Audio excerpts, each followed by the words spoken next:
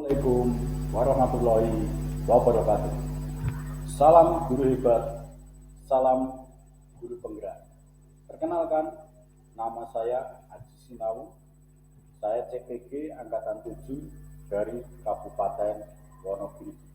Di sini saya akan memaparkan materi tentang eksplorasi konsep refleksi diri tentang pemikiran Ki Hajar Dewantara.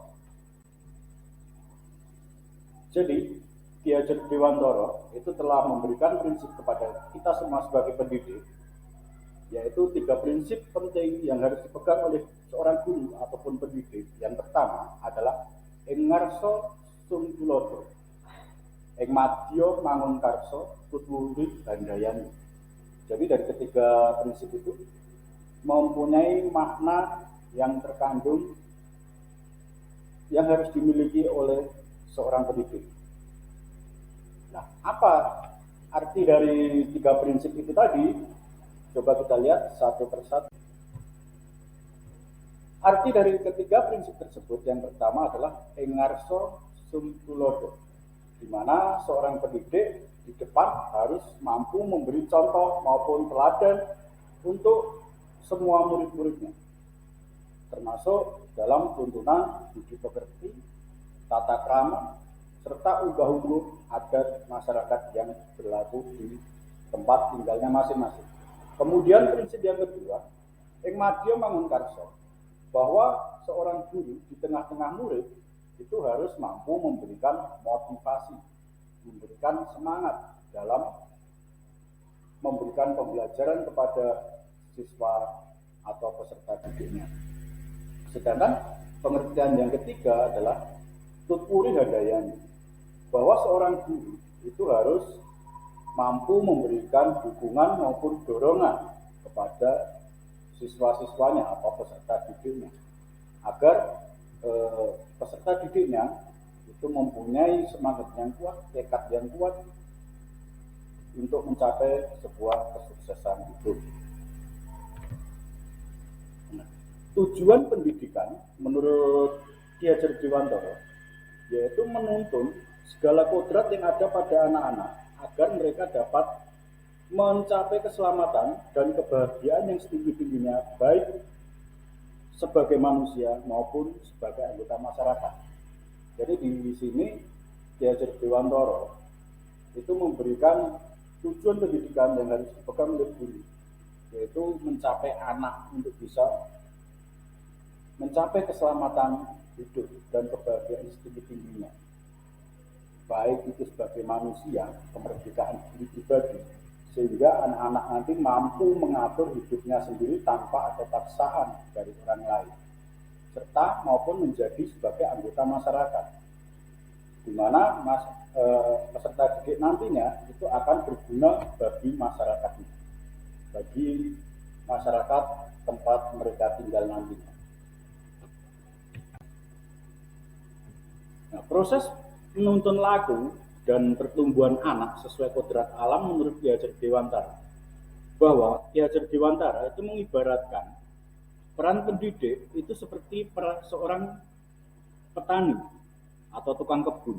Anak-anak itu seperti biji tumbuhan yang disemai dan ditanam oleh Pak Tani atau Pak Tukang Kebun di lahan yang relevan yang telah disediakan. Anak-anak itu bagaikan butir-butir jagung yang ditanam.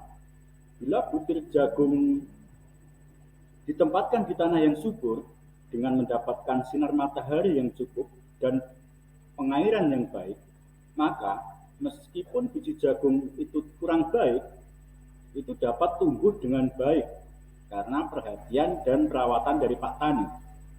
Demikian sebaliknya, meskipun biji itu disemai, yang disemai itu adalah bibit yang berkualitas baik, namun tumbuh di lahan yang gersang dan tidak mendapatkan pengairan dan cahaya matahari yang cukup, maka biji jagung itu mungkin tumbuh namun tidak akan optimal. Nah, seperti itulah. Jadi dalam menuntun perilaku seorang peserta didik, kita harus memperhatikan lingkungan. Lingkungan itu sangat penting bagi proses menuntun laku kepada peserta didik. Jika lingkungan itu baik, jika kita selalu memberikan contoh yang baik, budi pekerti yang baik, maka biji jagung yang tidak baik itu pun nantinya akan tumbuh menjadi baik jika ditanam di lahan yang subur, bahkan mendapat perawatan maupun pengairan yang cukup. Demikian sebaliknya, walaupun itu lingkungannya baik, tapi kita tidak bisa memberi contoh yang baik kepada peserta didik, maka peserta didik itu pun juga akan tumbuh yang tidak baik juga. Jadi seperti itu proses menuntun tingkah laku menurut Ki Hajar Dewantara. Jadi yang terpenting adalah seorang guru itu mampu memberikan contoh teladan yang baik bagi peserta didiknya. Itu dimulai dari diri pribadi seorang guru itu sendiri. Jadi kemampuan profesionalitas seorang guru itu harus lebih dikedepankan. Kemudian menurut Ki Hajar Dewantara, konsep belajar merdeka yaitu mendidik dan mengajar adalah proses memanusiakan manusia sehingga harus memerdekakan manusia dan segala aspek kehidupan baik secara fisik, mental, jasmani, dan rohani. Maksudnya bagaimana? Dalam mendidik atau mengajar kita harus berpusat pada anak. Kita harus menyesuaikan dengan kodrat alam. Nah, mendidik haruslah sesuai dengan kodrat alam dan kodrat zaman. Jadi kita harus berpusat pada anak, bukan berpusat pada guru. Karena segala kebutuhan dari kependidikan itu adalah yang dibutuhkan oleh anak. Kodrat alam itu sesuai dengan lingkungan tempat tinggal anak.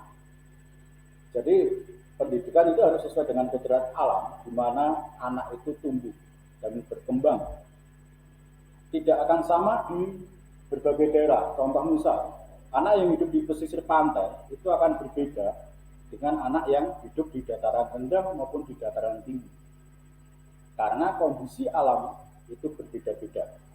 Sehingga kita dalam mendidik peserta didik, kita harus menyesuaikan dengan kodrat alam tempat tinggal di mana anak itu hidup atau tempat tinggal di mana anak itu berada. Sedangkan kodrat perkembangan zaman yaitu sesuai dengan zaman anak itu tumbuh. Dalam mendidik anak, zaman terus berubah, terus mengalami perubahan, terus mengalami kemajuan.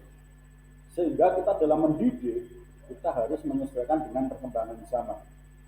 Di mana saat ini zamannya adalah zaman kemajuan iptek yang berkembang dengan pesat. Banyaknya sosial media, handphone, komputer, dan lain sebagainya. Itu menuntut kita sebagai seorang guru harus mampu mendidik anak dengan menggunakan media-media tersebut. Karena media pembelajaran dari zaman dahulu dengan zaman sekarang itu sudah banyak mengalami perubahan dan kemajuan. Namun seorang guru harus mampu menyeleksi mana yang dibutuhkan anak dan mana yang tidak dibutuhkan oleh anak. Jadi kita harus menjadi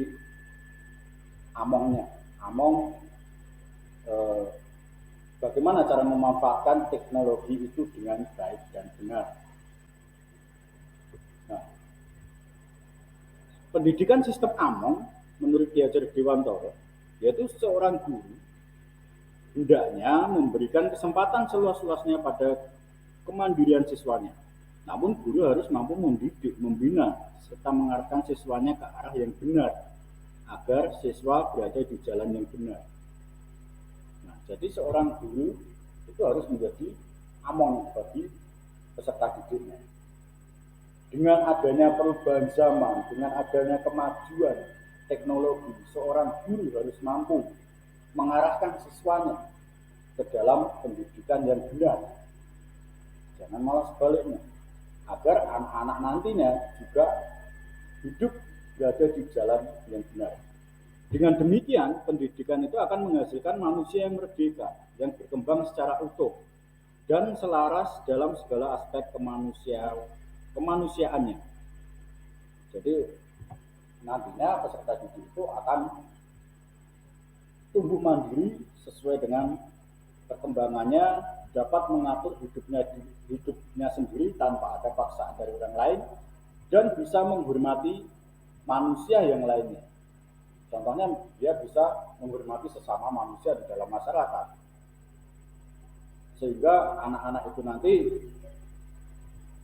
istilahnya akan hidup merdeka. Dalam artian merdeka tidak ada paksaan dari orang lain. Nah, demikianlah eksplorasi konsep pendidikan menurut pemikiran Ki Hajar Dewantara.